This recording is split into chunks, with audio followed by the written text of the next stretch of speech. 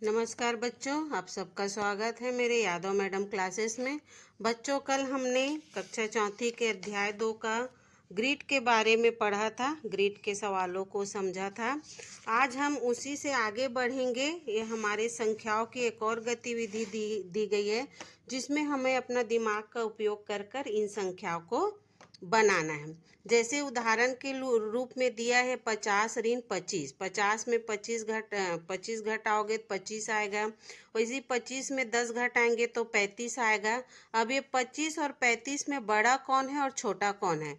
तो 35 और 25 में आपका 35 बड़ा है, इसलिए इसकी तरफ खुला मुंह, और 25 छोटा है, इसलिए इसकी तरफ बंद मुंह है। तो ऐसा ये कुछ आपके पास प्रश्न ये दिया गया है, खाली डिब्बे दिए गए हैं।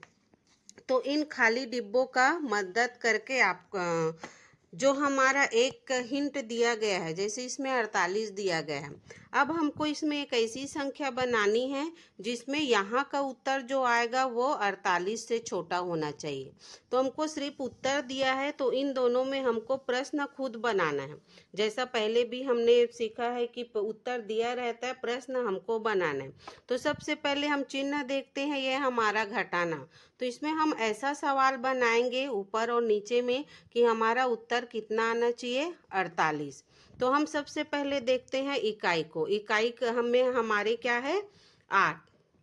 तो हम किसको किसको ऐसी कौन सी संख्या है जिसको हम घटाएंगे तो हमारा उत्तर 8 आना चाहिए।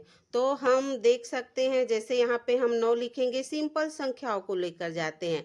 9 में से अगर हम 1 घटाएंगे तो यहाँ पे हमारा उत्तर कितना आ जाएगा, 8। वैसे ही हम यहाँ पे क्या लिख सकते हैं, हमारा उत्तर 4 आना चाहिए। तो 4 कब आता है, हम 8 में से 8 कम करेंगे तो हमारा उत्तर क्या आ जाएगा, 4। तो ये हमारा बन गया। 9 में से 1 कम किए 48, और 8 में से 4 कम किए, यहाँ पे मैंने गलत लिखा था, 8 में से 4 कम करेंगे तो हमारा उत्तर क्या आया, 4। अब ऐसे यहाँ पे हमको ऐसी संख्या बनाना है जो हमारा 48 से कम हो। तो 48 से कम कौन होता है, 45, 46, 44, इस टाइप से होता है 40। तो हम यहाँ पे अपने मन से अनुमान लगाएंगे 48 से कम हमको बनाना है, तो हमको यहाँ पे बना लेना है। पहले हम उत्तर लिख लेते हैं, तो हम उत्तर अगर लिख लेंगे तो हमको प्रश्न बनाने में आसानी होगा। तो 48 से छोटा कौन है, 40। अब 40 के लिए हमको प्रश्न बनाना है, तो 0 कब आएगा, तो हम सिंपल सा 0 में से 0 कम किए, 0। अब 4 कैसे लाएंगे, तो यहाँ पे 5 लिख सकते हैं, 5 में से 1 कम करेंगे तो हमारा क्या आएगा, 40। तो ये हमारा एक सवाल बन गया। हम दूसरा इसमें वैसी बना सकते हैं, ये इसमें भी हमको घटाने का सवाल बनाना है। उत्तर क्या आना चाहिए, 38। अब यहाँ पे देखो 38 बराबर का चिन्ह है, तो यहाँ पे भी हमको क्या लाना है, 38 ही लाना है। 38 बराबर 38, यानी प्रश्न ऐसा बनाना है कि हमारा उत्तर क्या आना चाहिए, 38 आना चाहिए। अब फिर से ये घटाना है, तो हम 8 किस में कितना घटाएंगे कि हमारा उत्तर 8 आएगा। तो हम चलो ले सकते हैं, उधारी वाला ले सकते हैं। जैसे हम यहाँ पे कर देते हैं 4 और ये 6, और यहाँ पे कर देते हैं 7 और ये 3। तो हमारा 4 में से 6 कम नहीं हुआ, तो एक उधारी लेंगे, ये 14 हो गया। 7 के पास कितना बचा, 6। तो ये 14 में अगर हम 6 कम करेंगे तो हमारा उत्तर क्या आएगा, 8। वैसे ही 6 में 3 कम करेंगे तो हमारा उत्तर आएगा 3। तो हमारा 38 आ गया। अब ये ऊपर की संख्या आपको दी हुई है, नीचे की संख्या आपको बनाना है, लेकिन जोड़ के सवाल का। तो 4 में क्या जोड़ेंगे कि 8 आएगा, तो 4 में हम 4 जोड़ेंगे तो 8 आएगा। 1 में क्या जोड़ेंगे तो 3 आएगा, तो 1 में हम 2 जोड़ेंगे तो 3 आएगा। वैसे ही आप इधर की संख्या बना सकते हैं, ये भी घटाने का सवाल बनाना है। उत्तर हमारा आना चाहिए 78। इधर हम जोड़ का सवाल बनाएंगे, और उत्तर हमारा यहाँ पे इकाई का अंक दिया है ना, हमको दहाई का अपने मर्जी से कुछ भी बना सकते हैं, लेकिन शर्त यह है कि इससे छोटा होना चाहिए, 78 से छोटा होना चाहिए। तो हम कैसे बना सकते हैं, पहले घटाने का सवाल देखते हैं। हम किसमें से कितना घटाएंगे जो हमारा उत्तर 8 आएगा, तो हम यहाँ पे 15 ले सकते हैं। 15 यानी 5। 5 में हम 7 माइनस करेंगे तो 5 में 7 नहीं घटेगा, तो हम यहाँ से एक उधारी ले लेते हैं, 15 हो गया, ये 8 हो गया। 15 में 7 कम करेंगे तो हमारा उत्तर कितना आ जाएगा, 8। अब यहाँ पे 8 में कितना कम करेंगे, जो 7 आएगा, तो 8 में हम 1 कम करेंगे तो हमारा उत्तर 78 आएगा। वैसे इसको बना लेते हैं। अब हम कौन सी ऐसी संख्याओं को जोड़ेंगे जो हमारा उत्तर 9 आ जाएगा, तो हम 6 और 3 को जोड़ेंगे तो उत्तर 9 आएगा। अब यहाँ पे हमको ध्यान रखना है कि यहाँ पे जो कुछ भी बनाएंगे वो 78 से कम होना चाहिए। तो हमारा इकाई हो गया, दहाई देख लेते हैं, 7 है, तो इसका दहाई 7 है, तो इसका दहाई हम 6 कर लेते हैं। तो हम किसको किस में से कितना जोड़ेंगे, जो उत्तर 6 आएगा हमारा, तो हम 2 में से 4 जोड़ेंगे तो उत्तर हमारा 6 आएगा। वैसे इसको भी हम बना सकते हैं, ये भी बना बुनाया दिया है, ये घटाने का सवाल बनाने हैं और इसमें जोड़ने का सवाल। अब इसमें शर्त क्या है कि इधर की जो संख्या इधर से बड़ी होनी चाहिए, यानी ये 27 है तो ये कितना होना चाहिए, उससे बड़ा होना चाहिए। तो चलो मान लेते हैं ये क्या है आपका 8 लिख लेते हैं, ये 27 और ये 83। तो हम किस में से कितना घटाएंगे जो हमारा उत्तर 7 आएगा, तो हम देख लेते हैं, 0 लिख लेते हैं इधर और इधर 3। अब इधर क्या लिखेंगे, हम किस में से किसको घटाएंगे जो उत्तर 2 आएगा, तो ये 4 में से अगर हम 2 घटाएंगे तो उत्तर 2 आ जाएगा। तो इधर देखो 0 में से 3 कम नहीं होगा, तो एक उधारी लिए 10 आया और ये 4। बच्चों ये दिमाग का खेल है, अपने दिमाग के अनुसार बनाना है। अब 10 में से 3 कम करेंगे तो उत्तर हमारा 7 आ गया। 4 में से 2 कम किए तो उत्तर हमारा 27 आ गया। अब हमने इधर उत्तर बना लिया है, 27 छोटा है 83 से। अब हम किसको किसको जोड़ेंगे कि उत्तर 3 आएगा, है ना। तो एकदम सरल सी बात है, हम 1 में से 2 जोड़ देते हैं, उत्तर हमारा 3 आएगा। अब किसको किसको जोड़ेंगे जो उत्तर 8 आएगा, तो 5 में हम 3 जोड़ देते हैं तो उत्तर हमारा क्या आ जाएगा, 8 आ जाएगा। तो इस प्रकार से आप दिमागी कसरत करके इन सवालों को बना सकते हैं। अब इधर आपको देखना है तुलना कर करके, ये 221, 222, 223, इस प्रकार से ये 260 तक की संख्या दी है। ये तालिका दिया है, इस तालिका के आधार पर आपको ये प्रश्न दिया गया है, इसको आपको बनाना है।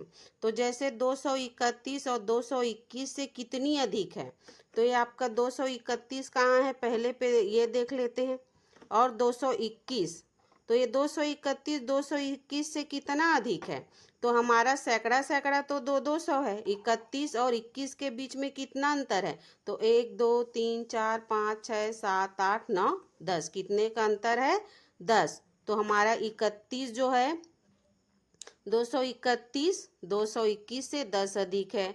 वैसे ही अगर इन दोनों में 10 का अंतर है तो इन दोनों में भी 10 का ही अंतर होगा। तो 241 231 से कितना अधिक है, ये भी 10 होगा। अब ये इन दोनों में अंतर ढूंढेंगे तो इसमें भी 251 241 से 10 का अंतर है। अब 243 और 242, ये तुम्हारा 243 और 242, इन दोनों में कितने का अंतर है, 1 का। देख देख के बनाना है। 244 243, ये 244 और 243, इसमें कितने का अंतर है, 1 का। 245 244, 245 244, इसमें कितने का अंतर है, 1 का। तो ऐसे आप तालिका बना सकते हैं। उसके बाद बच्चों हम देखते हैं, ये 2 बच्चे हैं, एक का नाम है राहुल और एक का नाम है रिया। ये राहुल है, रिया है। इनको कुछ सवाल दिया गया है, कुछ जोड़ने का है और कुछ घटाने का है। तीनों ने अपनी मर्जी से वो सवालों को बनाया है। हमको चेक करना है कि किसने सही बनाया है और किसने गलत बनाया। तो सबसे पहले हम राहुल को देख लेते हैं। तो राहुल ने 2 और 8 जोड़ा तो 10 आया, तो इसने सीधा 10 का 10 लिखा। जबकि हम जानते हैं बच्चों, जब हम इकाई को जोड़ते हैं तो इकाई को नीचे लिखते हैं और दहाई को ऊपर हासिल लेकर जाते हैं। तो ये पहली बात में इसने गलत बनाया, तो राहुल का गलत। रिया का देखते हैं, 8 में से 2, 8 और 2 को जोड़े, 10 का 0, हासिल आया 1, 1 2 3 और 7 का 7। तो ये रिया ने यहाँ पे सही बनाया। तो किस राहुल और रिया में से किसका सवाल सही है, यहाँ पे रिया का। तो इसको ऐसे लिखना है या फिर सही लगाना है। दूसरा सवाल देख लीजिए, 216 में हमको 17 जोड़ना है और 216 में 17। लिखने का तरीका इसमें अंतर है। 216 में 17 इकाई से लिखा है, 7 और 1। इसमें देखो रिया ने कैसे लिखा है 216, लेकिन सैकड़े से लिखा है, जबकि हमको पता है जब भी हम जोड़ घटा या गुना करते हैं तो संख्याओं को इकाई से ही लिखते हैं। तो यहाँ पे रिया ने गलत बनाया है, किसने सही बनाया है? राहुल ने। तो यहाँ पे आप लिख सकते हैं राहुल। वैसे ही इसको भी चेक कर सकते हैं, इन दोनों को, ये दोनों घटाने का सवाल है।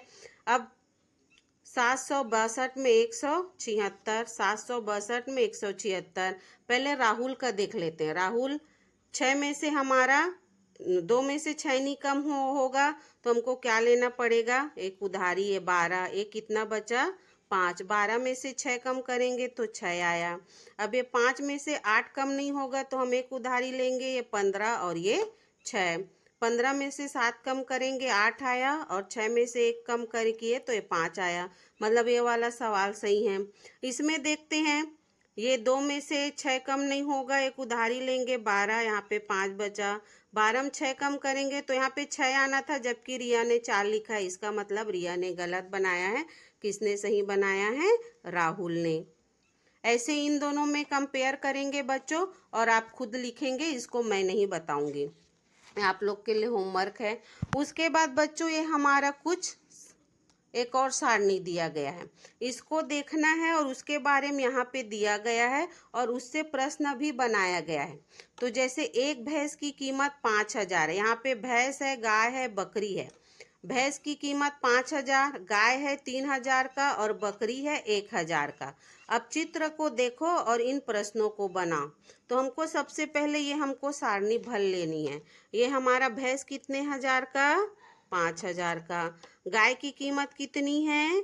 3000। बकरी की कीमत कितनी है? 1000।